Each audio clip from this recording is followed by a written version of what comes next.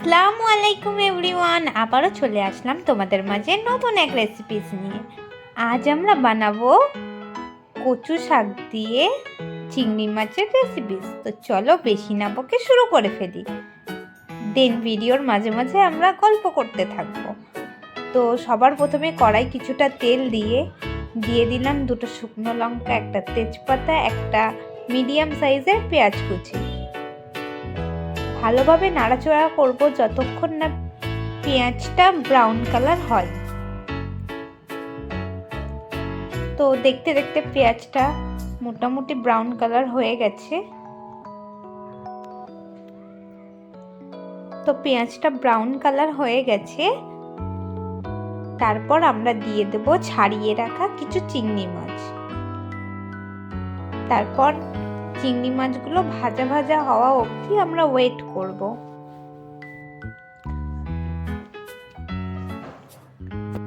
তো চিংড়ি মাছটা প্রায় ভাজা ভাজা হয়ে গেছে, তারপর আমরা দিয়ে দেব হাফ চা চামচ আদা রসুন বাটা, দিয়ে আবারও ভালোভাবে নাড়াচাড়া করে নেব।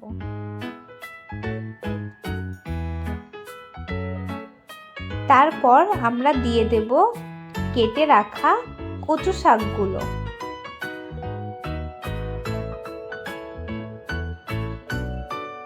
কচু শাকগুলো দিয়ে ভালোভাবে একটু নাড়াচাড়া করে নেব। এরপর আমরা একটা চামচ লবণ দিয়ে কিছুক্ষণের জন্য চাপা দিয়ে রাখবো, যাতে করে কচু শাকগুলো গলে যায়। তো 2 মিনিট পর আমরা ঢাকনা খুলে আবার একটু ভালোভাবে নাড়াচাড়া করে নেব। তো দেখতে পাচ্ছ মোটামুটি কচু শাকগুলো গলে গেছে। এরপর আমরা একে একে মশলাগুলো দিয়ে দেব।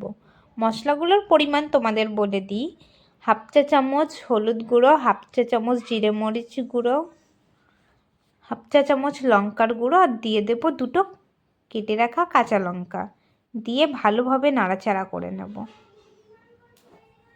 তোমরা ভিডিওটা সবাই কোথার থেকে দেখছো আমাদের কমেন্টে অবশ্যই জানিও। তারপর আমরা দিয়ে দিলাম হাফ কাপ জল, দিয়ে একটু নাড়াচাড়া করে 5 মিনিটের জন্য চাপা দিয়ে রাখবো।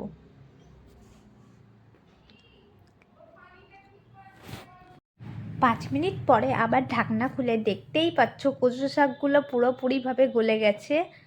এবার আমরা একটু ভালোভাবে নাড়াচাড়া করে নেব। দেন আমরা চিনিটা অ্যাডিশনাল রেখে দিয়েছি, তোমরা চাইলে ব্যবহার করতে পারো।